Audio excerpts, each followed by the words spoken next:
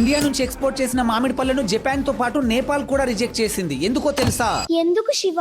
India నుంచి export చేసిన మామిడి పళ్ళలో ఎక్కువ మోతాదులో పెస్టిసైడ్స్ ఉన్నట్టుగా గుర్తించారు. అయితే పెస్ట్ కంట్రోల్ స్టాండర్డ్ సరిగ్గా పాటించలేదని బ్యాన్ చేసేశారు. Indian agri exports food safety measures ను ఫెయిల్ అవుతూ ఉండడంతో Japan, European Union and Saudi అరేబియాలో ఆల్రెడీ ఎక్స్పోర్ట్స్ ను రిజెక్ట్ చేశాయి. ఇప్పుడు నేపాల్ కూడా ఈ లిస్టులో చేరింది. సో అలా ఎక్స్పోర్ట్ కి రిజెక్ట్ అయిన మ్యాంగోసే డైలీ మనం మార్కెట్ లో కొని తింటున్నాం. అయితే వేరే దేశాలకు ఎక్స్పోర్ట్ చేసే మ్యాంగోస్ లోనే ఇన్ని ఇష్యూస్ ఉంటే మనం రోజు తినే వెజిటేబుల్స్, మిల్క్, పల్సెస్, స్పైసెస్ లో పెస్టిసైడ్స్, కెమికల్స్ ఎంత ఉన్నాయో ఆలోచించండి. ఒక స్టడీ ప్రకారం బెంగళూరులో 26% వెజిటేబుల్ శాంపిల్స్ లో లెడ్ లెవెల్స్ సేఫ్టీ లిమిట్స్ కన్నా ఎక్కువగా ఉన్నాయని తేలింది. అయితే ఇవి ఇమ్మీడియట్ గా ఎఫెక్ట్ చేయవు, కానీ సైలెంట్ గా liver damage, kidney failure, cancer వంటి క్రానిక్ డిసీజెస్ గా మారతాయి. అందుకే డాక్టర్స్ దీన్ని సైలెంట్ పాండమిక్ అని పిలుస్తున్నారు. ఇండియాలో మెడికల్ ఇన్ఫ్లేషన్ ప్రెసెంట్ 14% గా ఉంది. అంటే ఈ రోజు 5 lakhs అయ్యే ట్రీట్మెంట్ 5 years తర్వాత అరౌండ్ 10 lakhs అవుతుంది. కానీ మీ శాలరీ అంత ఫాస్ట్ గా పెరుగుతుందా?